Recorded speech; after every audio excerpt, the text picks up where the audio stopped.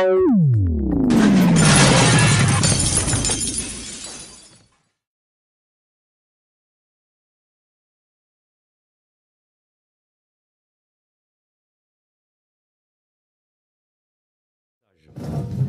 parti de gauche, au nom duquel je ne parle pas, puisqu'il a des responsables pour ça, dont Laurent Levard, Ève et combien d'autres camarades, a assez curieusement bouclé son premier programme catégoriel dans l'agriculture.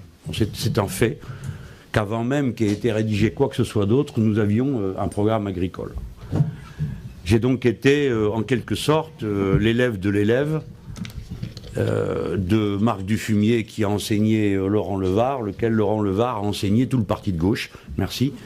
Et de ce fait, il y a une culture collective au parti de gauche des questions agricoles, qui fait que cette question n'est pas la question agricole. Elle a pu trouver naturellement sa place lorsque, faisant notre travail, Corinne Morel-Darleux et moi, nous avons mis en place un cadre intellectuel plus large à l'intérieur duquel l'ensemble des problèmes catégoriels pouvaient trouver leur place, qui est les assises de l'écosocialisme. C'est donc d'un point de vue écosocialiste que je m'exprime à ce moment, c'est-à-dire dans une volonté de, comme l'a dit Corinne tout à l'heure, non pas saucissonner les problèmes, il le faut.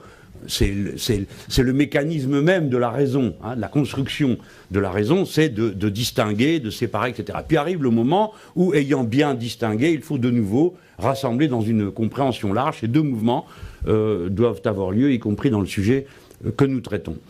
La doctrine de l'écosocialisme postule comme article 1, il n'y a qu'un seul écosystème compatible avec la vie humaine. Par conséquent, ce que nous défendons, ce n'est pas la nature en général, qui se moque absolument de nous, et de toute façon continuerait tout à fait sans nous, car nous ne sommes rien pour elle, ou peut-être sommes-nous quelque chose, mais nous ne savons pas quoi, par rapport à l'équilibre d'ensemble de l'immense univers en expansion.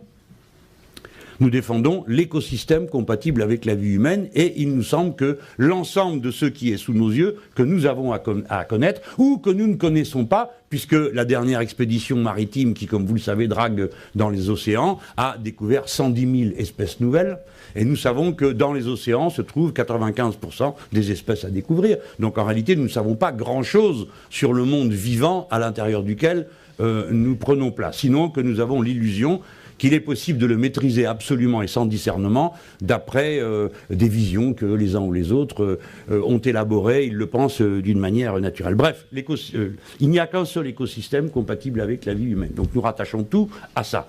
De là, nous avons déduit un élément politique, là je parle dans le domaine programmatique et politique et institutionnel, vous allez voir pourquoi institutionnel, c'est la règle verte. C'est-à-dire, nous posons comme règle, en tant que responsable politique d'un pays, et pays essentiel en Europe, dans lequel, normalement, si nous avions des dirigeants et pas des suiveurs, on ne déciderait de rien sans nous. Et à l'avenir, lorsque ce sera notre tour, on ne décidera de rien contre nous. Ce sera une différence assez substantielle. Donc, dans un contexte comme celui-ci, eh bien, la règle verte, c'est on ne prend pas plus à la nature que ce qu'elle est capable de reconstituer. C'est une règle modeste, mais en même temps c'est une règle dynamique. Elle n'enferme pas dans un dogme, elle n'enferme pas dans un registre que certains appelleraient punitif ou autre. Hein. Elle propose une méthode de travail. Ne jamais rien prendre que la nature ne puisse restituer. Voilà le sens de la règle verte que nous avons portée, et ça doit être une règle constitutionnelle, à notre avis. C'est-à-dire qu'il faut que le peuple français ait à connaître de la question de la protection, de sa contribution à la tâche qui s'impose à l'humanité universelle, protéger son écosystème. Dans un instant, je vais dire pourquoi, à notre avis, ce programme-là est presque dépassé, protéger l'écosystème, puisque par maints aspects, il s'agit de le réparer, et pas seulement de le protéger. Ce qui pose des questions d'une complexité inouïe. C'est aux questions complexes que je veux me consacrer, en tout cas à leur énoncer. Mais là, je reste dans cette première partie de ce que j'ai à dire. Une règle institutionnelle veut dire que le peuple français doit s'impliquer, et même s'il n'a pas envie, il doit être impliqué quand même. C'est-à-dire que comme il aura à discuter d'une constitution, il faudra qu'il en parle. Voilà. Et telle est la stratégie révolutionnaire du mouvement que nous incarnons, c'est l'implication populaire l'implication citoyenne massive dans toutes les questions, y compris les questions politiques, philosophiques les plus fondamentales. Il n'y a pas de politique de changement possible autrement que comme ça. Tous ceux qui sont intervenus à cette tribune l'ont répété, et je voudrais vous rappeler des propos que j'ai fait totalement miens, qui sont ceux de Marc Dufumier pendant sa démonstration. Il a dit « Ah ben le sectarisme », il devait parler sans doute des organisations politiques, dans ce cas-là, la partie est perdue, mais s'il s'agit des citoyens, chacun pour soi, oui, ah bah le sectarisme, il dit va falloir ratisser large. Et là, vous avez vu peut-être une démonstration, peut-être plus concrète que mes propos habituels, la différence qu'il y a entre rassembler la gauche et fédérer le peuple. Parce que rassembler la gauche, ça suppose que je m'accorde avec toutes sortes d'olibrius avec lesquels j'ai pas envie de m'accorder, et les autres ne veulent pas s'accorder avec moi. Par conséquent, nous perdons notre temps. Et quand je dis moi, je, etc., vous avez compris qu'il ne s'agit pas de cela. Si nous devons limiter la discussion de la propagation d'une orientation politique écologique pour changer le pays, ça ne peut pas se limiter à la discussion entre les appareillons, groupuscules, vastes organisations et autres questions de cet ordre, parce que nous n'allons nulle part comme ça.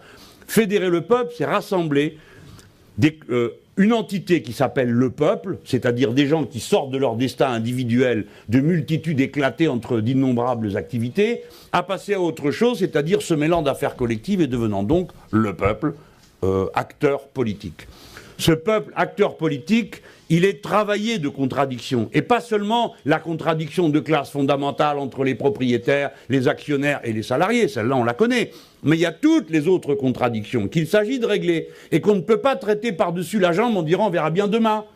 Comme on le faisait du temps que j'étais fort jeune, où on pensait que le matin du grand soir, eh ben, tous les problèmes, on les réglerait, on verrait à ce moment-là. Le problème du féminisme, on verrait à ce moment-là. Le problème de l'écologie, il sera bien temps de voir à ce moment-là. Non, nous savons que les moyens vont déterminer la fin. Et en quelque sorte, la fin est tout entière dans les moyens, ce qui est vrai non seulement en agriculture, mais aussi en politique.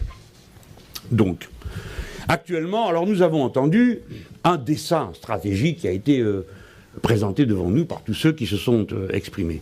Mais je vais être oiseau de mauvais augure à cet instant, nous sommes en train de vivre non seulement le contraire, mais une aggravation du contraire.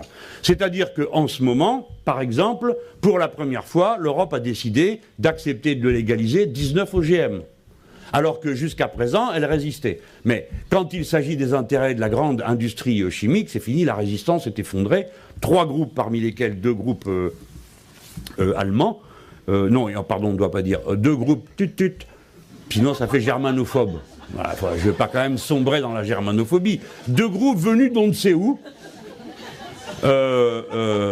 très importants parce que figurant parmi les premiers du monde et manifestant une absence de scrupules et de responsabilité absolue, encouragé par un gouvernement qui a été soutenu par le nôtre, a appuyé cette histoire, 19 variétés d'OGM, et des OGM qui sont d'une catégorie assez particulière, parce que jusqu'à présent, on nous a expliqué que les OGM, c'était pour limiter les pesticides, c'est comme ça que ça nous a été présenté. Or, ces OGM, justement, leur caractéristique, c'est qu'ils résistent aux pesticides, pour qu'on puisse en foutre tout le temps, vu que les autres résisteront pas aux pesticides, les autres herbes, donc elles crèveront, sauf celles qui sont OGM. Ok ? Voilà.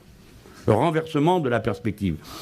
Donc, voilà la situation, ça a 15 jours. C'est TAFTA, qui est l'instauration, notamment dans l'agriculture, pour toutes les productions agricoles, de l'idée du marché libre sans concurrence qui viennent fausser ce marché. Bon, il n'y a pas 50 exemples à prendre. Je peux en prendre d'abord un sur le lait, puisque si le lait est ce qu'on voit en tout cas dans l'agriculture est une chose inouïe. Depuis que l'humanité est humanité, on fait des stocks. Tout le monde sait ça, qu'une saison ne sera pas la même la saison d'après. Tout le monde sait ça, et que donc, il faut prévoir un peu. Et le capitalisme libéralisé vous dit mais pas du tout, on ne prévoira rien du tout, parce que c'est le marché qui va régler cette histoire-là. Bon. Et par conséquent, plus de stock, plus de limites aux productions, allez-y, enrichissez-vous.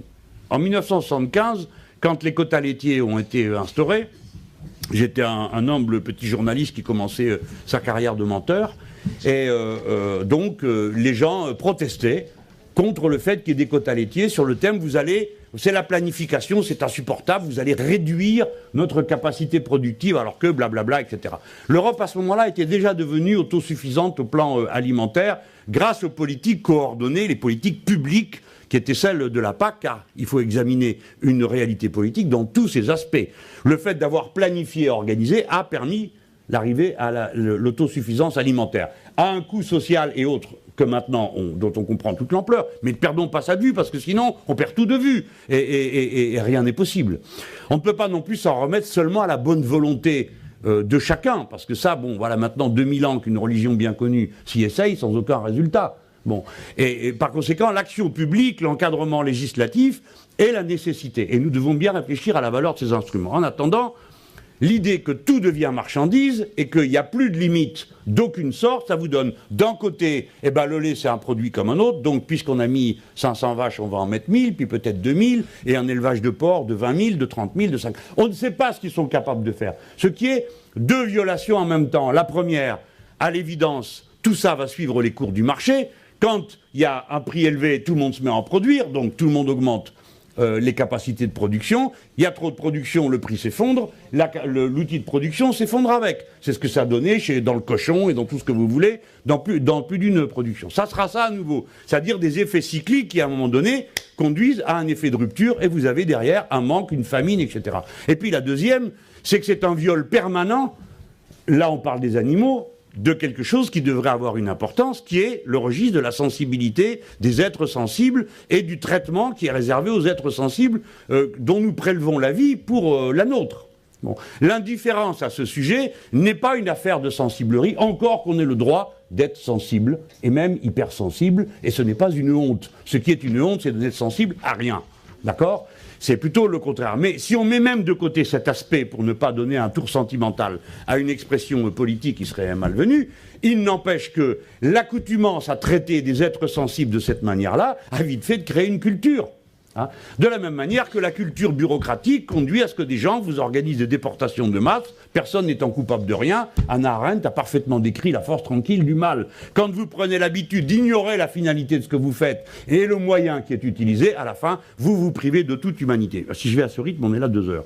Bon, alors donc là, tarta, le lait, et enfin, je dis, nous sommes dans une déferlante du contraire de ce à quoi nous aspirons. Donc en ce moment, c'est ça qui est à l'œuvre. La politique agricole commune, la précédente, s'interrompt, donc il n'y a plus de quotas laitiers, donc le marché du lait va suivre celui du cochon et du reste dans tout le pays. La catastrophe est pour bientôt, et la catastrophe fait partie du plan capitaliste, parce que la catastrophe permet de limiter encore la population paysanne, d'augmenter la concentration, etc.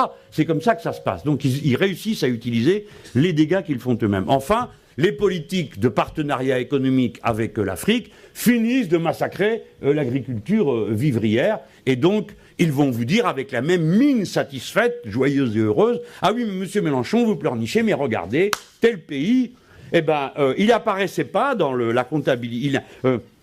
Regardez maintenant, le PIB de ce pays a augmenté. » Non, le PIB n'a pas augmenté. Ce qui a augmenté, c'est les productions qui sont monétarisées, et qui sont monétarisées sur le marché mondial. Alors ça, oui, ça a augmenté. Mais personne ne compte tout ce qui a été détruit derrière. C'est-à-dire que là où vous avez flanqué toutes ces marchandises, ces ressources agricoles que vous allez vendre sur le marché mondial, il n'y a plus d'agriculture vivrière. Donc les gens sont partis de là où ils étaient pour aller à la ville, et de la ville à l'immigration pour les plus courageux qui peut-être vont survivre à la traversée du désert et à la noyade. Voilà. Ça, c'est le cycle infernal. Ce cycle infernal, il est en train de se renforcer. Il n'est pas en train de diminuer. Il est en train de se renforcer. Et pas une fois vous n'aurez entendu, dans les mesures proposées pour faire face à l'invasion migratoire, qu'on allait arrêter ça. Or pourtant, c'est la cause de toutes nos affaires. Alors, tout ça, je crois que c'est en gros notre patrimoine commun de compréhension, développé tout à l'heure de manière très brillante, point par point. Et moi, je ne me suis jamais senti pris à revers, ou quelque chose où nous soyons à revers de notre argumentation par ceux qui sont intervenus. Donc félicitations aux camarades de la commission, le travail est bien fait. Et on est dans le bon fil. Bon, maintenant, ne nous cachons pas les difficultés. J'en évoque 3, je vous promets de ne pas être trop long. Première, elle est culturelle. L'objet de la révolution est d'abord culturel. Car la société est faite d'êtres humains. Et les êtres humains ont des rapports entre eux qui sont des rapports faits de culture. Je ne cesserai de répéter qu'on ne se fait pas tuer pour un différentiel d'inflation, ce qui pourtant est une chose extrêmement cuisante, mais qu'on se fait tuer pour des idées beaucoup plus approximatives, telles que la dignité, la liberté, et des choses que personne n'est incapable de définir en moins de 3 ou 4 pages. Ainsi sont faits les êtres humains, ainsi vivent les hommes, voilà, c'est comme ça. Et la première des révolutions, puisque le capitalisme est un système global et globalitaire, et qui rentre dans nos vies intimes, c'est donc à la fois pas seulement le mode de production qui doit être mis en cause, que le mode de consommation. Les désirs qui sont suscités en nous par la publicité et l'idéologie dominante. Pas qui nous conditionnent, auxquels nous adhérons avec enthousiasme, auxquels nous aspirons à ressembler. Les images des magazines, mais les produits à consommer, créant toutes sortes d'addictions qui finalement font partie de notre personnalité. Ah, je raffole du yaourt à je ne sais quoi, dans lequel il y a la dose suffisante de produits pour que j'en raffole à mort et jusqu'à en crever. Bon, bien sûr. Donc le combat culturel, c'est un combat qui va aller contre une certaine forme de consommation. Nous ne pouvons pas faire vivre durablement une révolution écologiste qui ne commence et n'argumente continuellement dans le processus révolutionnaire contre les consommations et les modes de consommation, notamment dans les pays développés, parce que dans les pays développés, en quoi sont-ils développés? Je vous prie, pas seulement par les instruments de production, mais par l'organisation de la société, qui est l'extrême concentration de la richesse à un bout que vous ne voyez pas, l'extrême concentration de la misère à l'autre que vous voyez tous, et qui est de moins en moins concentrée, mais vous avez ces classes moyennes. Les classes moyennes n'existent pas. Elles n'existent que par la représentation qu'elles ont d'elles-mêmes. Les classes moyennes sont riches d'ambitions individuelles, pauvres en ambitions sociales. Et ces classes moyennes se définissent comme moyennes, figurez-vous que c'est quand même 1600 €, hein, le revenu médian. Bon. Vous voyez à peu près ce qu'est le niveau d'un couple d'une classe moyenne. S'identifient eux-mêmes en tant que classe moyenne par le spectacle des très pauvres, qui leur permet de savoir qu'ils n'en sont pas, et le spectacle plus rare des très riches, parce que ça pourrait faire envie, mais dont on décalque les modes de consommation sur soi pour y ressembler. Autrement dit, cette classe moyenne n'existe qu'à travers ces représentations collectives. Et ces représentations collectives sont faites de consommation. C'est dans la consommation que cette classe dominante, dirigeante, affirme son identité de classe et son être. C'est la raison pour laquelle nous ne pouvons pas gagner si nous passons notre temps seulement, pardon, c'est très important, à sortir les gens de la misère et de l'extrême misère, sans contester le fait qu'une fois qu'ils en sont sortis, ils s'installent dans la classe moyenne. Ils disent merci au gouvernement qui a rendu possible ça, mais ils passent pas leur temps, heureusement, à remercier le gouvernement. Hein. Donc une fois qu'ils sont là, ben, ils se demandent pourquoi ils n'ont pas ceci, ils n'ont pas cela. Comme j'ai eu l'occasion de dire à l'illustre camarade commandant de notre révolution au Venezuela, si on a fait tout ça pour que tout le monde se fasse de la chirurgie esthétique et achète des 4x4, je rentre chez moi. Ça ne m'intéresse pas. Oui, mes camarades, c'est de ça dont il est question. Donc c'est pas une tâche simple. Vous voulez modifier le régime agricole, et maintenant j'en viens à vos porte-monnaies. Comment se sont faites notamment les fameuses 30 glorieuses? J'ai fini sur le côté culturel, je ne vais pas plus loin, parce que sinon il y en a pour un moment, mais quand même j'oublie une chose. J'ai parlé de vos modes, de vos relations à la consommation. J'ai parlé du mode de production. La relation entre, c'est-à-dire le paysan, comme on l'a dit tout à l'heure, qui fait de l'agriculture bio, et tous les autres. Et tous les autres paysans et leurs amis. J'ai connu, pour ma honte, dans les années 70, un camarade qui était viticulteur comme moi, membre du Parti Socialiste. Et le gars, il décide de tout démolir et de tout recommencer à zéro. On lui riait au nez. D'accord? On dit, mais il est complètement fou. Alors il prétendait qu'il allait cultiver sa vigne avec une charrue. Alors ça nous plongeait dans des délires d'hilarité, hein, et il passait pour un dingue. Bon, maintenant, j'ai été visiter il n'y a pas longtemps sa vigne. Bon, j'ai pour lui un respect immense et je me morfonds de l'avoir à l'époque ironisé comme ça. Bon, au passage, pendant que j'étais dans sa vigne, tiens, j'y viens, sur le climat, alors il m'explique toutes sortes de choses sur la terre, le machin, tout ça, bon. Moi, je suis un urbain, je ne vais pas vous dire que ça me fascine, hein, ça m'intéresse. Mais bon, ça m'intéresse, voilà. Je ne suis pas là à genoux, ah mon Dieu, un pied de vigne, bon, non, c'est pas mon truc. Hein. Bon, et je sais que les vaches ne sont pas violettes comme sur le chocolat Milka, contrairement à bien des gosses de nos villes. Mais on parlait tous les deux, et au bout d'un moment, je lui dis, mais je ne sais plus comment ça vient dans la conversation, et il m'explique l'impact pour lui du changement climatique. L'impact pour lui, c'est la mouche drosophile. Et il dit, quand il y en a, c'est fini. Parce que tu ramasses une hotte de ton raisin, tu le fous dans la cuve, et comme faire du vin, c'est ralentir et empêcher le fait que le jus se transforme en vinaigre, eh bien si tu as mis un truc avec les mouches dedans, là, terminé, au revoir tout le monde, tout est perdu. Parce que tout peut se transformer. Pourquoi? Parce que la mouche perce le grain, et qu'à partir de là, bah, le grain tourne, le jus qu'il y a dedans, tourne au vinaigre. Comment tu le sais? Bah, il me dit, bah, c'est simple, tu respires. Si ça sent le vinaigre, tout est foutu. Pourquoi c'est comme ça? C'est nouveau pour eux. Parce que cette mouche monte à mesure que le réchauffement se fait. Et pour que ça se réchauffe dans le Jura, j'aime vous dire qu'il en faut une couche. Hein. C'est l'endroit le plus froid de France, se trouve dans la montagne, à Mout. Bon, la culture, donc vous ai-je dit. Il y a celle donc du regard des uns sur les autres. Et encore une fois, à quoi une société identifie-t-elle ses progrès? Donc la bataille est culturelle. Vous ne pouvez pas passer à côté de ça. La deuxième, elle est sociale. Les 30 glorieuses, où supposait-elle, se sont faites pour une large part sur le dos des agriculteurs. Pourquoi? Parce que si l'on voulait augmenter la compétitivité des travailleurs, il fallait changer les machines, cela fut fait massivement. Mais deuxièmement, il ne fallait pas que leur salaire progresse plus vite que la compétitivité et que la productivité. Au contraire, moins ils progresseraient vite, mieux on se porterait. Si en valeur absolue, en effet, ils ont progressé, le pouvoir d'achat a progressé bien plus que ne progressaient les salaires. Pourquoi? Parce que, pendant ce temps-là, ce qui était l'essentiel du budget d'un ménage, c'est-à-dire l'alimentation, baissait dans le bilan de la famille. Autrement dit, ce qui occupait avant 20% des revenus, 25% des revenus n'a plus représenté que 7 ou 8 ou 10% des revenus. Autrement dit, une partie du mieux vivre de la ville et de la classe ouvrière a été acquise sur l'exploitation des paysans. On ne peut pas en rendre les travailleurs responsables. Mais maintenant, si vous écrivez dans vos programmes que vous voulez voir rémunérer justement les produits agricoles au niveau où ils doivent l'être, et c'est la condition de la transition, car vous ne convaincrez jamais aucun paysan de dire, eh bien maintenant, deuxième tournée, après en avoir bavé pour nos pères, c'est nous qu'allons en baver. Nos pères et nos mères. Parce que les mères, c'était encore pire, ils n'avaient même pas de statut. C'était avant les GAEC, ça, c'est pas si vieux que ça. Hein, bon, alors, donc, on va leur dire quoi? On va leur dire, bah écoutez, maintenant il faut produire autrement, vous allez travailler 2 ou 3 fois plus, vous allez trouver des gens pour aller faire le boulot, qui seront d'ailleurs très mal payés, hein, et puis nous on continue comme avant. Non. Si vous augmentez les prix agricoles, pour avoir ce type d'agriculture, vous êtes obligé d'augmenter les salaires ouvriers. Pour que ça puisse suivre sans que l'amélioration des conditions de vie des uns se fasse au détriment de la condition de vie des autres. Et par conséquent, vous devez changer la répartition de la richesse. Autrement dit, partager autrement, organiser autrement la répartition de la richesse, c'est écologique. Ce n'est pas deux sujets différents, c'est le même.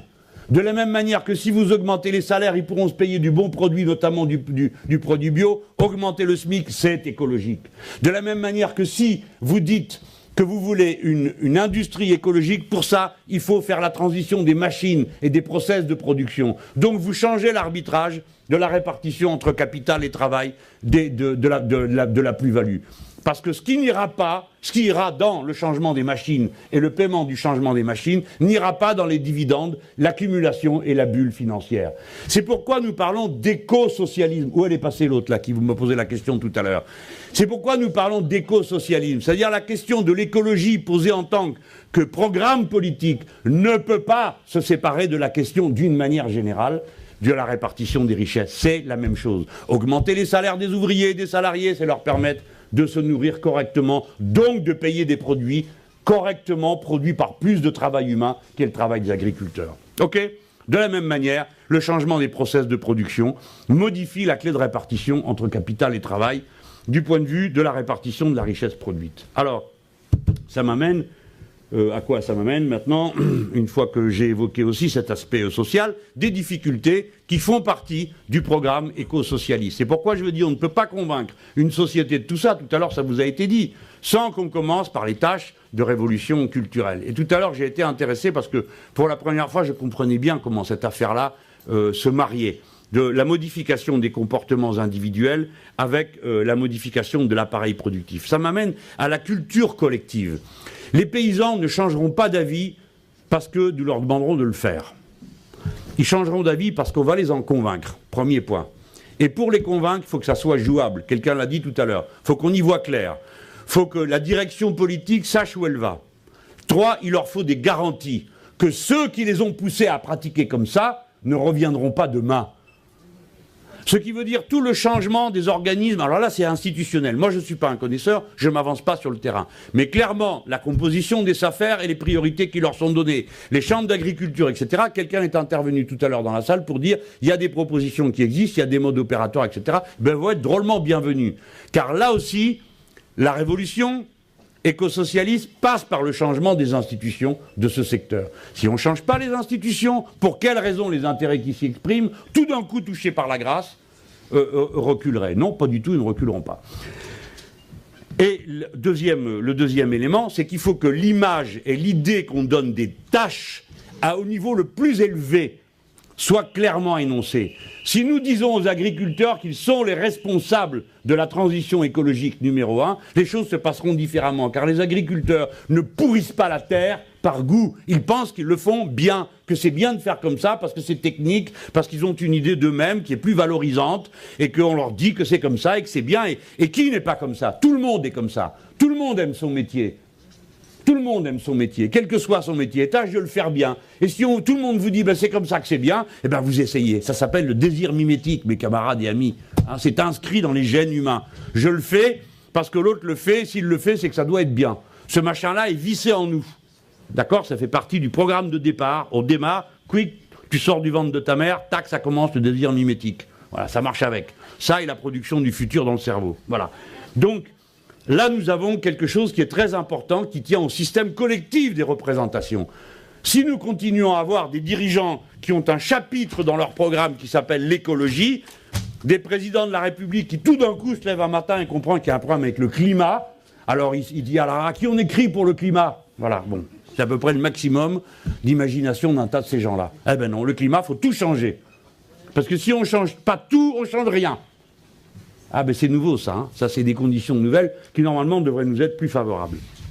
Alors, il faut quand même que je finisse. Oui, j'allais dire, pas des responsables qui s'en vont dire à la FNSEA, vous êtes les premiers écologistes du pays. Parce que Valls a quand même osé faire ça. Hein, bon. Ah ben oui, il n'y a pas que les Roms à qui il s'en prend. Hein. Bon. Et deuxième problème, pardon, j'ai pas fini sur l'agriculture, ses représentations collectives et le reste, c'est la question des lycées agricoles qui a été évoqué. Bon, les camarades, vous avez fait un magnifique programme, vous écrivez dedans, on va créer 300 000 emplois. Très bien, où vous les trouvez, je vous prie? Pas les emplois, ça j'ai compris, mais les gens pour aller tenir les emplois, vous allez leur dire quoi?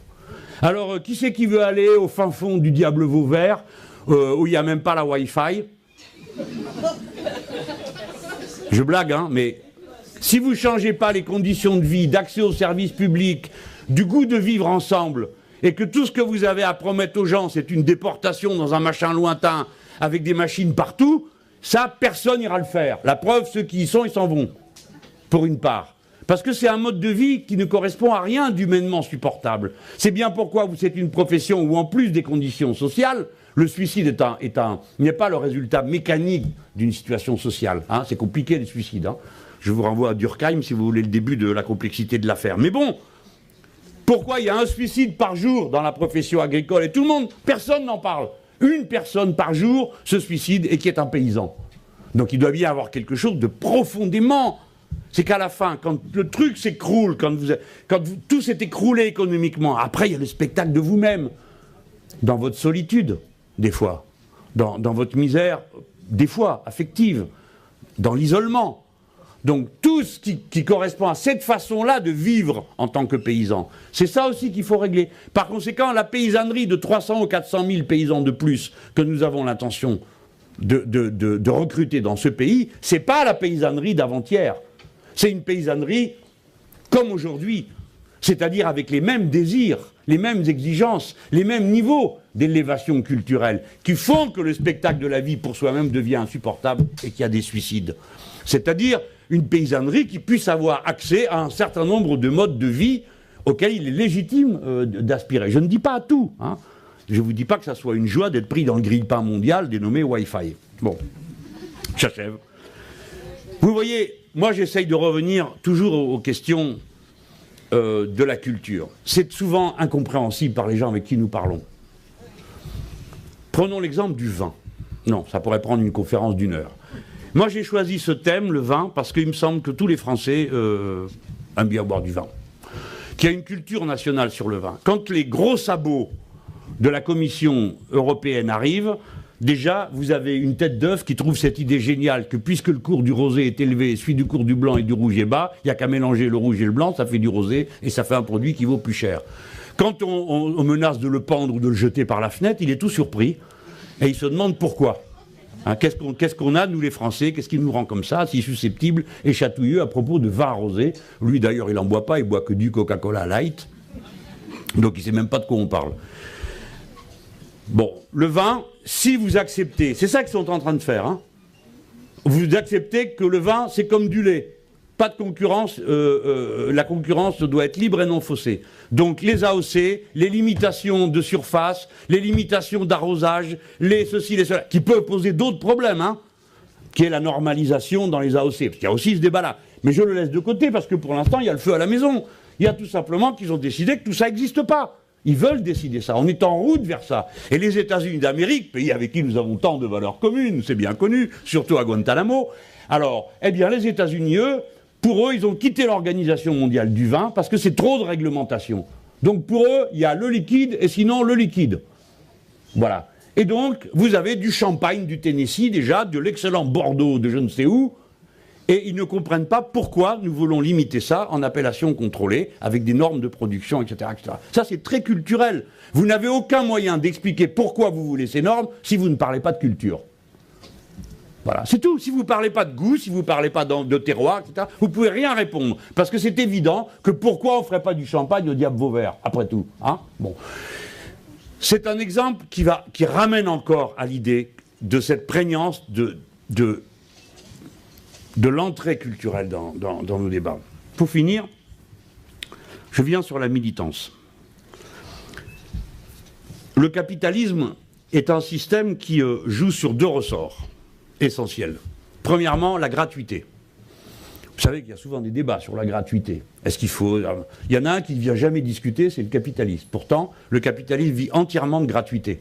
Il vit de la part gratuite du travail humain. Ben, évidemment, il ne va pas le dire, hein, donc il n'en parle pas. Vous, on va vous chipoter pour savoir si la gratuité des transports en commun, c'est raisonnable ou pas, hein, parce qu'on ne peut pas dépenser plus que gna gna gna, hein, mais lui, non, ça va, très bien. Taux d'exploitation maximum, c'est l'objectif dans la vie, c'est-à-dire gratuité du travail des autres. Le renversement de la clause de gratuité, c'est un des enjeux culturels entre eux et nous. Deuxième élément, c'est l'externalisation de tous les coûts. Et c'est ça qui est nouveau dans l'agriculture. C'est ça qui fait qu'ils sont révoltés. C'est pour ça que je vous parle de militance. Dans le ressort de la militance des paysans, il n'y a pas que les traditionnels ressorts de revendications sociales, salariales, etc., etc. Il y a une revendication qui tient à ce qu'ils font eux-mêmes. C'est qu'eux savent, du fait même de ce qu'ils manient, que cette chose-là n'est pas perpétuellement renouvelable. Et que donc le mécanisme central du capitalisme, qui est l'externalisation des coûts, c'est comme ça qu'il s'en sort. Il externalise tous les coûts. Les coûts sociaux, les coûts environnementaux, les coûts de santé, tout, rien ne rentre dans le coût de la marchandise. Mais comme l'a dit tout à l'heure quelqu'un, si vous mettez dans le coût du lait ce que ça nous coûte en terre pourrie, en vie détruite, en espace agricole ruiné, ah ben vous ne paierez plus le litre de lait de la même manière, le litre de lait libre et non faussé, là. Par conséquent, le mécanisme d'externalisation des coûts, il a une réalité physique que les paysans sont les premiers à voir. C'est qu'ils se rendent compte que ceci est en train de tuer l'outil de production, si on devait ramener les choses à cette seule dimension-là. La militance paysanne est d'une puissance que nous ne connaissons pas dans nos propres mécanismes de militance. Parce que l'employé, le salarié, la salariée de l'hôpital public ou de l'éducation nationale souvent jouit d'une certaine solidarité de son milieu. Ce n'est pas toujours le cas pour les paysans. Et c'est donc un mouvement qui part de l'intérieur de sa propre culture qui l'amène à entrer en opposition ou en rébellion. Et le mécanisme d'extension de la rébellion paysanne, qui est un mécanisme d'une grande profondeur culturelle, il n'est pas simplement, c'est pas une réaction émotive instantanée, ça n'est pas une pulsion de l'instant, c'est quelque chose qui est très construit. Vous ne pouvez pas changer l'organisation de votre entreprise, de vos terres, de vos cultures sur un coup de tête ou sur un coup de sang. Ce n'est pas vrai. Ça prend plusieurs années. Ça demande la révision de beaucoup d'actes professionnels et d'une culture du métier. Donc, moi je suis rassuré sur le fait que, par rapport à la tâche qui nous a été fixée tout à l'heure, en disant vous n'y arriverez pas si vous ne faites pas des fronts larges. C'est-à-dire pas des fronts politiques, j'allais dire pas de fronts politiciens, des fronts politiques, avec des secteurs de la société qui se rassemblent pour atteindre des objectifs. Nous savons au moins une chose. Là, je m'adresse aux vieux bolcheviks. Il n'y a plus de témoins. Bon, à ceux qui sont dans la culture profonde de la gauche. Les rapports avec la paysannerie ont pourri les discussions du mouvement socialiste et ouvrier pendant des décennies. Qu'est-ce qu'on fait avec eux? Est-ce qu'on peut s'entendre avec eux? Oui, non, oui, non, oui, non. Oui, disaient les uns, non, disaient les autres. Ceux qui disaient oui, disaient regardez, le Midi rouge est avec nous. Les autres disaient vous les avez vus. Enfin, pas de cité de région, parce que je vais me fâcher avec quelqu'un encore. Mais enfin, vous étiez drôlement réac à la terre, et ainsi de suite. Bon, tiens, on va dire la Vendée, comme ça, on est sûr de ne pas se tromper. Bon. Et on vexe peut-être une ou deux personnes, mais ils sont du bon côté. Il y a des rouges et des bleus. En Vendée aussi. Hein. Les rouges sont dans les villes et les bleus dans les campagnes. Non, mais comme... Oui, eh ben exactement, mais j'y ai été plus d'une fois militer avec eux, hein, et j'aime mieux vous dire que ça rigole pas là-bas. Hein. Alors, tiens, tu m'as fait perdre le fil. Hein? Qu'est-ce que je disais, tu me suis? Le mouvement ouvrier a l'Assemblée. Oui, bon, c'est bien, tu suis, Laurent. Ça a vraiment posé beaucoup de problèmes que cette alliance. D'abord parce que la paysannerie était le registre de la petite propriété avec ce que les représentations symboliques de la petite propriété. Mais ça ne fonctionnait pas toujours du côté de la droite, ça fonctionnait aussi du côté de la gauche. Le Midi rouge, c'était quand même des paysans, tout ça. Hein. Ce que nous voyons, c'est que nous avons des alliés extrêmement enracinés et puissants. Finalement, la culture paysanne, si vous voulez bien vous en rendre compte, véhicule avec elle beaucoup d'éléments du socialisme et du communisme en tant que philosophie politique. Même des choses qui peuvent être aussi vues de loin, curieuses qu'un GAEC. Hein. C'est une mise en commun qui n'existe nulle part ailleurs, sinon dans les coopératives ouvrières. Par conséquent, non seulement nous avons le substrat anthropologique, culturel, mais nous avons les masses humaines concernées. Moi, tous les paysans que j'ai vus, qui avaient changé de camp, c'est-à-dire qu'on rompu, pas avec je sais pas quoi, à la droite, le machin, tout ça, c'est autre chose ça, mais qui ont rompu avec le productivisme, et d'un niveau d'éducation et de culture et de conscience politique aussi élevé que peuvent l'être, et même davantage que peuvent l'être, à la fin de la lutte, la prise de conscience collective des salariés quand ils rentrent en lutte, car vous savez que la lutte est la première école du socialisme. Moi, je suis frappé par ça. La profondeur, la puissance, peut-être parce que j'ai passé 3 heures l'autre jour avec des vignerons, mais l'ampleur de vue dans ce que j'ose appeler, j'espère que je ne vais pas vous choquer, une forme de communisme élémentaire. C'est-à-dire la prise de conscience de l'existence de biens communs et d'une humanité égale en similitude, d'une densité que nous n'atteignons pas toujours en conclusion de nos luttes salariées et urbaines. Donc je pense que ça c'est un bon signal. Mais nous ne réglerons pas la transition que nous avons évoquée si c'est plus, le sujet c'est plus le fond. On est d'accord sur le fond. Vous avez vu cette table, on a tout ce qu'il faut. Les hommes, les femmes, tous, ils savent faire. Bon. Demain, on a la majorité, tant qu'on est encore là au ministère, on sait qui saura faire. Parce qu'il y aura tous les autres. Le problème c'est d'arriver à englober tout le monde et pour ça de répondre aux questions. Moi j'en ai évoqué 3, mais il y en a plusieurs autres comme ça. Si vous ne changez pas vos modes de vie, vous ne changerez pas l'agriculture. Parce que votre mode de vie est incompatible avec l'agriculture actuelle. Je ne dis pas votre mode de vie réel, mes pauvres. Souvent parmi vous, il y a bien de la misère. Mais vos modes de vie fantasmés, idéalisés, et vos modes de vie quand même courants. Vous ne changerez pas l'agriculture si vous ne trouvez pas d'autres agricultrices et agriculteurs. Et pour ça, il faut leur promettre une autre vie. Il faut leur proposer une autre vie. Nous ne les trouvons pas non plus si nous ne changeons pas la répartition entre les uns et les autres de la richesse. Et pour ça, il faudra aller la chercher avec les dents. Ce n'est pas une affaire de gentils. Le changement auquel nous aspirons, nous ne pourrons pas simplement en convenir dans un colloque avec des gens ouverts qui acceptent de discuter, blabla, prout-prout et le reste. C'est à coup de bâton qu'il va falloir reprendre, bâton symbolique bien sûr, la force de la loi, qu'il va falloir renverser le sens de la circulation des flux de la richesse accumulée. Donc ne vous racontez pas d'histoire. Si vous voulez faire tout ce que vous avez entendu, vous ne pouvez pas faire autrement que de faire une révolution. Et cette révolution, je l'ai nommée, c'est la révolution citoyenne. Pas de changement de la matrice productive de notre pays, pas de changement du modèle dominant de la production sans révolution citoyenne. Sinon, vous faites du bruit avec votre bouche et vous faites le marché carbone, le capitalisme vert et je ne sais quoi, qui est un attrape-gogo, et même du Coca-Cola vert, paraît-il, ce qui en doit en faire une double horreur. Il y a débordé de combien? Double, mais c'est pas grave, j'avais prévu.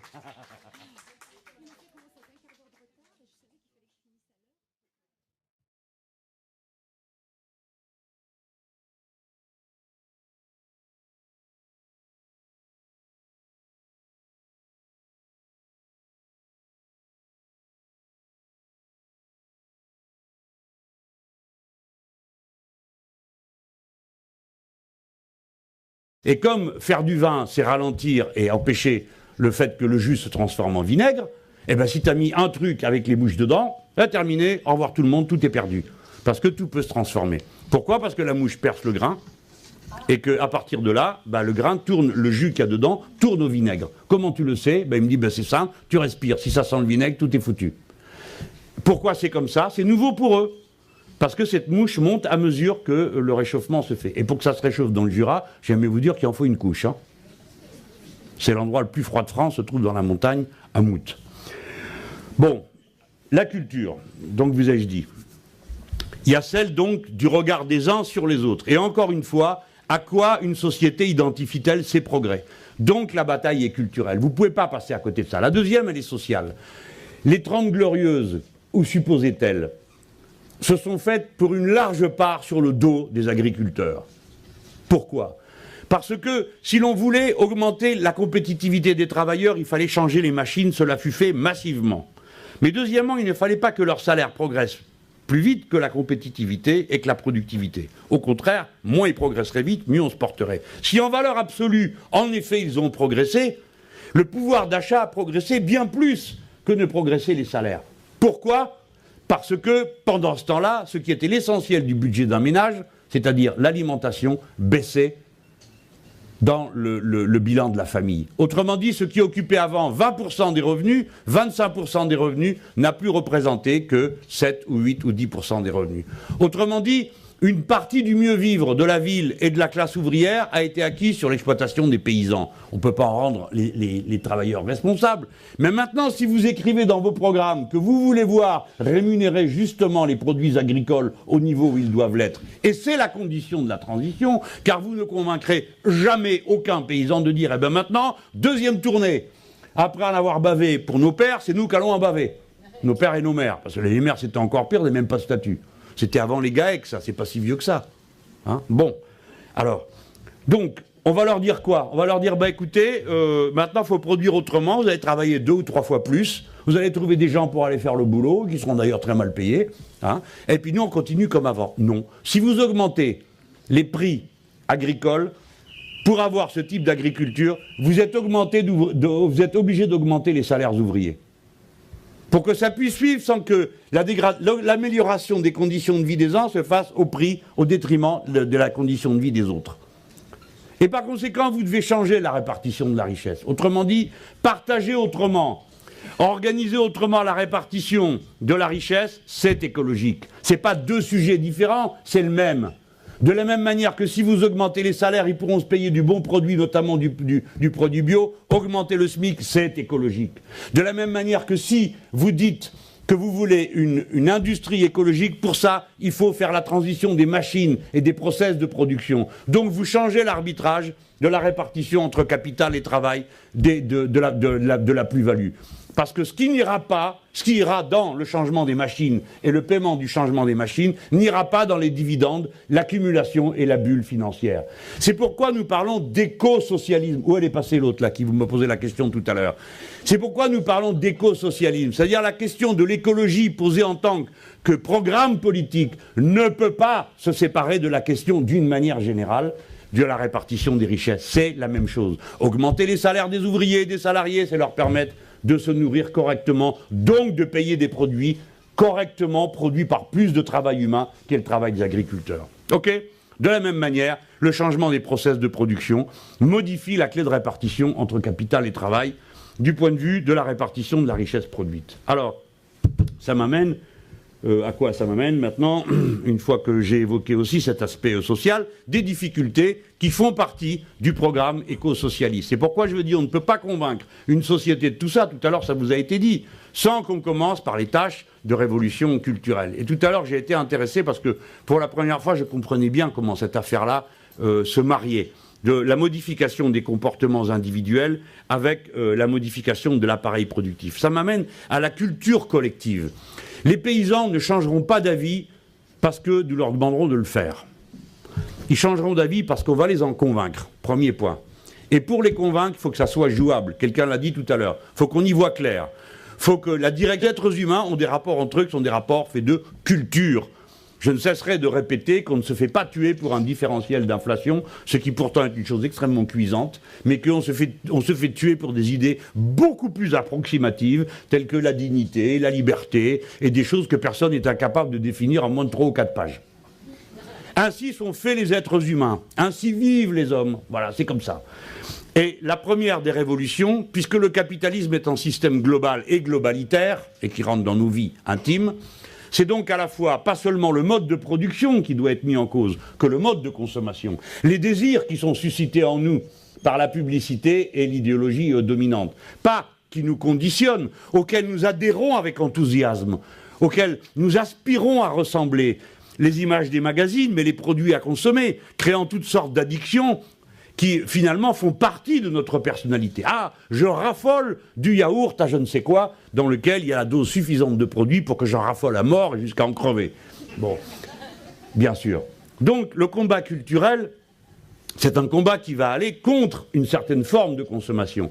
Nous ne pouvons pas faire vivre durablement une révolution écologiste qui ne commence et n'argumente continuellement dans le processus révolutionnaire contre les consommations et les modes de consommation, notamment dans les pays développés, parce que dans les pays développés, en quoi sont-ils développés? Je vous prie, pas seulement par les instruments de production, mais par l'organisation de la société, qui est l'extrême concentration de la richesse à un bout que vous ne voyez pas, l'extrême concentration de la misère à l'autre que vous voyez tous, et qui est de moins en moins concentrée, mais vous avez ces classes moyennes. Les classes moyennes n'existent pas.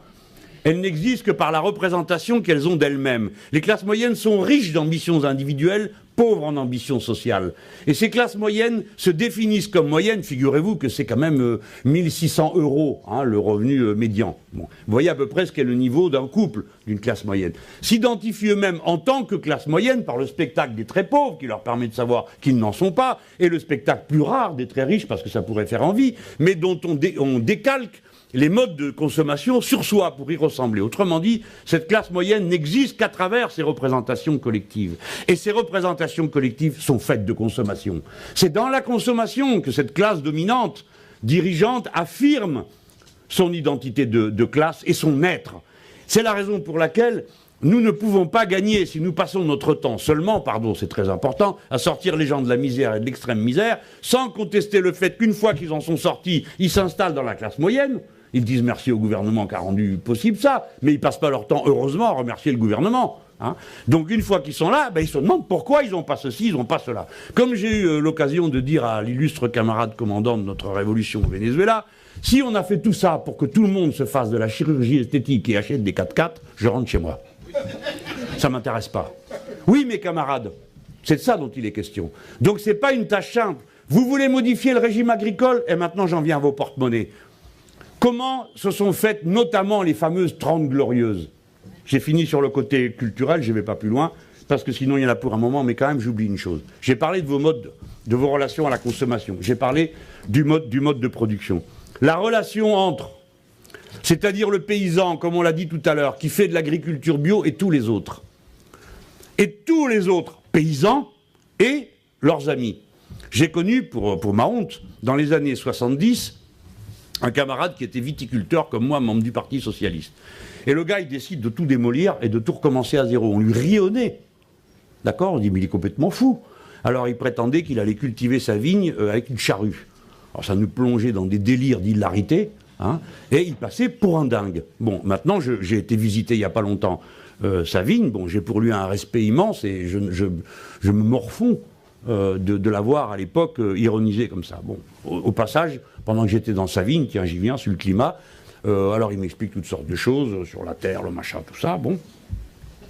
Moi, je suis un urbain, je ne vais pas vous dire que ça me fascine, hein, ça m'intéresse. Mais bon, ça m'intéresse, voilà. Je ne suis pas là à genoux, ah mon Dieu, un pied de vigne. Bon, non, c'est pas mon truc. Hein. Bon, et je sais que les vaches ne sont pas violettes comme sur le chocolat Milka, contrairement à bien des gosses de nos villes.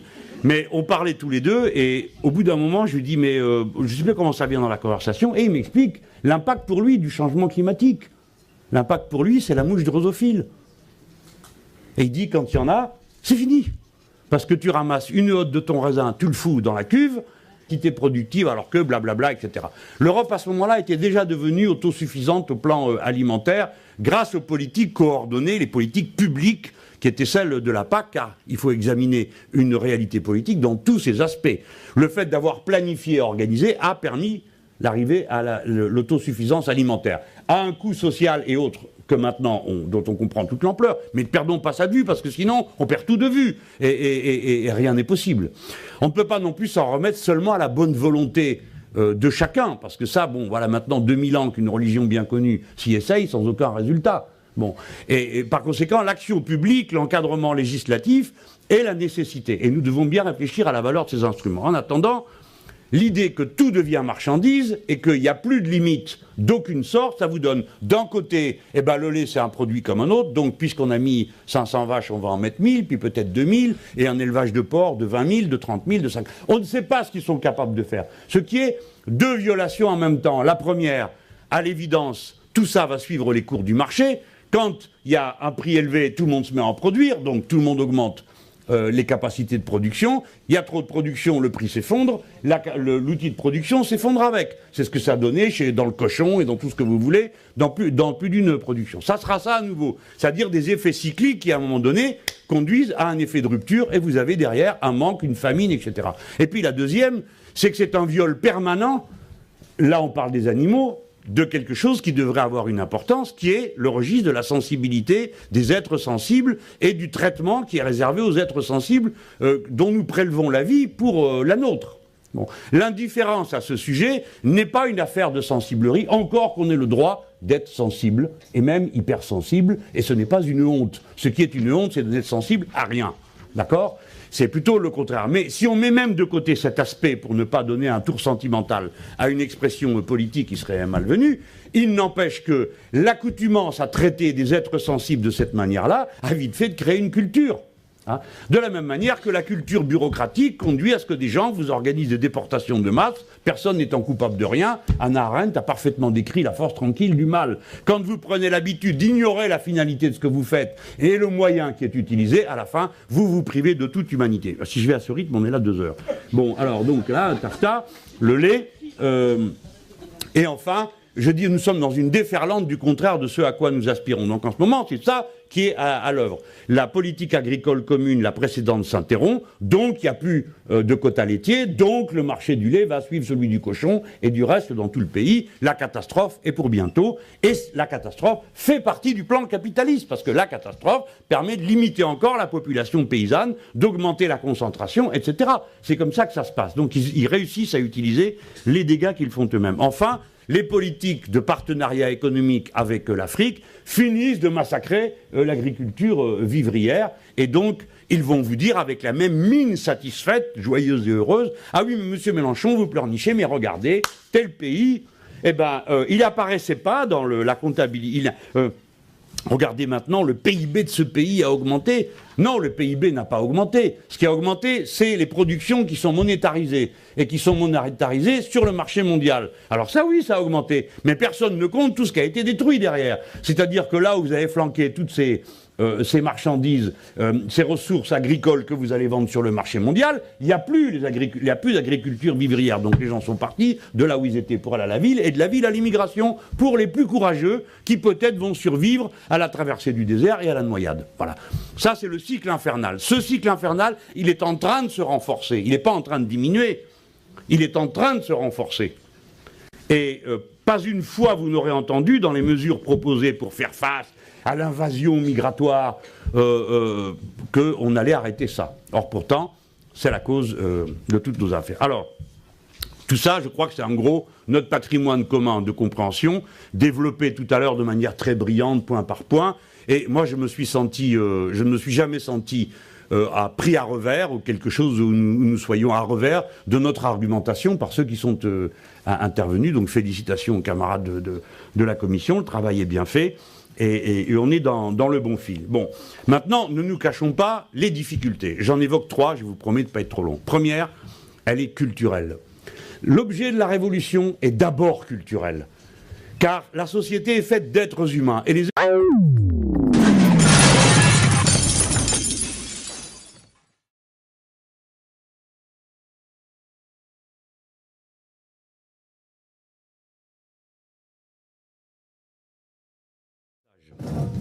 le parti de gauche,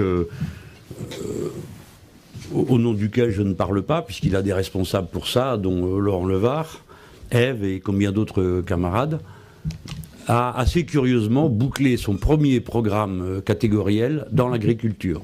C'est un fait qu'avant même qu'ait été rédigé quoi que ce soit d'autre, nous avions un programme agricole. J'ai donc été, en quelque sorte, l'élève de l'élève de Marc Dufumier qui a enseigné Laurent Levard, lequel Laurent Levard a enseigné tout le parti de gauche. Merci. Et de ce fait, il y a une culture collective au parti de gauche des questions agricoles, qui fait que cette question n'est pas la question agricole. Elle a pu trouver naturellement sa place lorsque, faisant notre travail, Corinne Morel-Darleux et moi, nous avons mis en place un cadre intellectuel plus large à l'intérieur duquel l'ensemble des problèmes catégoriels pouvaient trouver leur place, qui est les assises de l'écosocialisme. C'est donc d'un point de vue écosocialiste que je m'exprime à ce moment, c'est-à-dire dans une volonté de, comme l'a dit Corinne tout à l'heure, non pas saucissonner les problèmes, il le faut. C'est le mécanisme même de la raison, hein, de la construction de la raison, c'est de distinguer, de séparer, etc. Puis arrive le moment où, ayant bien distingué, il faut de nouveau rassembler dans une compréhension large. Ces deux mouvements doivent avoir lieu, y compris dans le sujet que nous traitons. La doctrine de l'écosocialisme postule comme article 1, il n'y a qu'un seul écosystème compatible avec la vie humaine. Par conséquent, ce que nous défendons, ce n'est pas la nature en général, qui se moque absolument de nous, et de toute façon continuerait tout à fait sans nous, car nous ne sommes rien pour elle, ou peut-être sommes-nous quelque chose, mais nous ne savons pas quoi, par rapport à l'équilibre d'ensemble de l'immense univers en expansion. Nous défendons l'écosystème compatible avec la vie humaine, et il nous semble que l'ensemble de ce qui est sous nos yeux, que nous avons à connaître, ou que nous ne connaissons pas, puisque la dernière expédition maritime qui, comme vous le savez, drague dans les océans, a découvert 110 000 espèces nouvelles, et nous savons que dans les océans se trouvent 95% des espèces à découvrir. Donc en réalité, nous ne savons pas grand-chose sur le monde vivant à l'intérieur duquel nous prenons place, sinon que nous avons l'illusion qu'il est possible de le maîtriser absolument et sans discernement, d'après des visions que les uns ou les autres ont élaborées, ils le pensent d'une manière naturelle. Bref, il n'y a qu'un seul écosystème compatible avec la vie humaine. Donc nous rattachons tout à ça. De là, nous avons déduit un élément politique, là je parle dans le domaine programmatique et politique et institutionnel, vous allez voir pourquoi institutionnel, c'est la règle verte. C'est-à-dire, nous posons comme règle, en tant que responsable politique d'un pays, et pays essentiel en Europe, sans lequel, normalement, si nous avions des dirigeants et pas des suiveurs, on ne déciderait de rien sans nous. Et à l'avenir, lorsque ce sera notre tour, on ne décidera de rien contre nous. Ce sera une différence assez substantielle. Donc, dans un contexte comme celui-ci, eh bien, la règle verte, c'est on ne prend pas plus à la nature que ce qu'elle est capable de reconstituer. C'est une règle modeste, mais en même temps c'est une règle dynamique. Elle n'enferme pas dans un dogme, elle n'enferme pas dans un registre que certains appelleraient punitif ou autre. Hein. Elle propose une méthode de travail. Ne jamais rien prendre que la nature ne puisse restituer. Voilà le sens de la règle verte que nous avons portée, et ça doit être une règle constitutionnelle, à notre avis. C'est-à-dire qu'il faut que le peuple français ait à connaître de la question de la protection, de sa contribution à la tâche qui s'impose à l'humanité universelle, protéger son écosystème. Dans un instant, je vais dire pourquoi, à notre avis, ce programme-là est presque dépassé, protéger l'écosystème, puisque par maints aspects, il s'agit de le réparer, et pas seulement de le protéger. Ce qui pose des questions d'une complexité inouïe. C'est aux questions complexes que je veux me consacrer, en tout cas à leur énoncer. Mais là, je reste dans cette première partie de ce que j'ai à dire. Une règle institutionnelle veut dire que le peuple français doit s'impliquer, et même s'il n'a pas envie, il doit être impliqué quand même. C'est-à-dire que comme il aura à discuter d'une constitution, il faudra qu'il en parle. Voilà. Et telle est la stratégie révolutionnaire du mouvement que nous incarnons, c'est l'implication populaire, l'implication citoyenne massive dans toutes les questions, y compris les questions politiques, philosophiques les plus fondamentales. Il n'y a pas de politique de changement possible autrement que comme ça. Tous ceux qui sont intervenus à cette tribune l'ont répété, et je voudrais vous rappeler des propos que j'ai fait totalement miens, qui sont ceux de Marc Dufumier pendant sa démonstration. Il a dit: ah ben le sectarisme, il devait parler sans doute des organisations politiques, dans ce cas-là, la partie est perdue, mais s'il s'agit des citoyens, chacun pour soi, oui, ah bah le sectarisme, il dit, va falloir ratisser large. Et là, vous avez vu peut-être une démonstration, peut-être plus concrète que mes propos habituels, la différence qu'il y a entre rassembler la gauche et fédérer le peuple.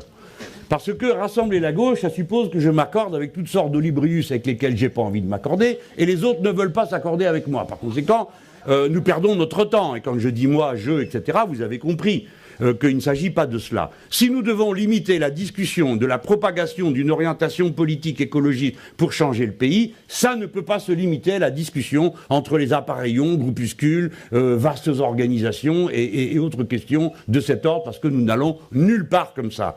Fédérer le peuple, c'est rassembler une entité qui s'appelle le peuple, c'est-à-dire des gens qui sortent de leur destin individuel, de multitudes éclatées entre d'innombrables activités, à passer à autre chose, c'est-à-dire se mêlant d'affaires collectives et devenant donc le peuple, acteur politique. Ce peuple, acteur politique, il est travaillé de contradictions, et pas seulement la contradiction de classe fondamentale entre les propriétaires, les actionnaires et les salariés, celle-là on la connaît, mais il y a toutes les autres contradictions qu'il s'agit de régler, et qu'on ne peut pas traiter par-dessus la jambe en disant on verra bien demain, comme on le faisait du temps que j'étais fort jeune, où on pensait que le matin du grand soir, eh ben, tous les problèmes on les réglerait, on verrait à ce moment-là. Le problème du féminisme, on verrait à ce moment-là. Le problème de l'écologie, il sera bien temps de voir à ce moment-là. Non, nous savons que les moyens vont déterminer la fin. Et en quelque sorte, la fin est tout entière dans les moyens, ce qui est vrai non seulement en agriculture, mais aussi en politique. Donc, actuellement, alors nous avons entendu un dessin stratégique qui a été présenté devant nous par tous ceux qui se sont exprimés. Mais je vais être oiseau de mauvais augure à cet instant, nous sommes en train de vivre non seulement le contraire, mais une aggravation du contraire. C'est-à-dire qu'en ce moment, par exemple, pour la première fois, l'Europe a décidé d'accepter de légaliser 19 OGM. Alors que jusqu'à présent, elle résistait. Mais quand il s'agit des intérêts de la grande industrie chimique, c'est fini, la résistance est effondrée. 3 groupes, parmi lesquels 2 groupes allemands, non, pardon, on ne doit pas dire, 2 groupes sinon ça fait germanophobe. Voilà, je ne vais pas quand même sombrer dans la germanophobie. 2 groupes venus d'on ne sait où, très importants parce que figurant parmi les premiers du monde et manifestant une absence de scrupules et de responsabilité absolue, encouragé par un gouvernement qui a été soutenu par le nôtre, a appuyé cette histoire, 19 variétés d'OGM, et des OGM qui sont d'une catégorie assez particulière, parce que jusqu'à présent, on nous a expliqué que les OGM, c'était pour limiter les pesticides, c'est comme ça que ça nous a été présenté. Or, ces OGM, justement, leur caractéristique, c'est qu'ils résistent aux pesticides, pour qu'on puisse en foutre tout le temps, vu que les autres résisteront pas aux pesticides, les autres herbes, donc elles crèveront, sauf celles qui sont OGM. Ok ? Voilà. Le renversement de la perspective. Donc, voilà la situation, ça a 15 jours. C'est TAFTA, qui est l'instauration, notamment dans l'agriculture, pour toutes les productions agricoles, de l'idée du marché libre sans concurrence qui viennent fausser ce marché. Bon, il n'y a pas 50 exemples à prendre. Je peux en prendre d'abord un sur le lait, puisque si le lait est ce qu'on voit en tout cas dans l'agriculture est une chose inouïe. Depuis que l'humanité est humanité, on fait des stocks. Tout le monde sait ça, qu'une saison ne sera pas la même la saison d'après. Tout le monde sait ça, et que donc, il faut prévoir un peu. Et le capitalisme libéralisé vous dit mais pas du tout, on ne prévoira rien du tout, parce que c'est le marché qui va régler cette histoire-là. Bon. Et par conséquent, plus de stock, plus de limites aux productions, allez-y, enrichissez-vous. En 1975, quand les quotas laitiers ont été instaurés, j'étais un humble petit journaliste qui commençait sa carrière de menteur, et donc les gens protestaient contre le fait qu'il y ait des quotas laitiers sur le thème c'est la planification, c'est insupportable, vous allez réduire notre capacité.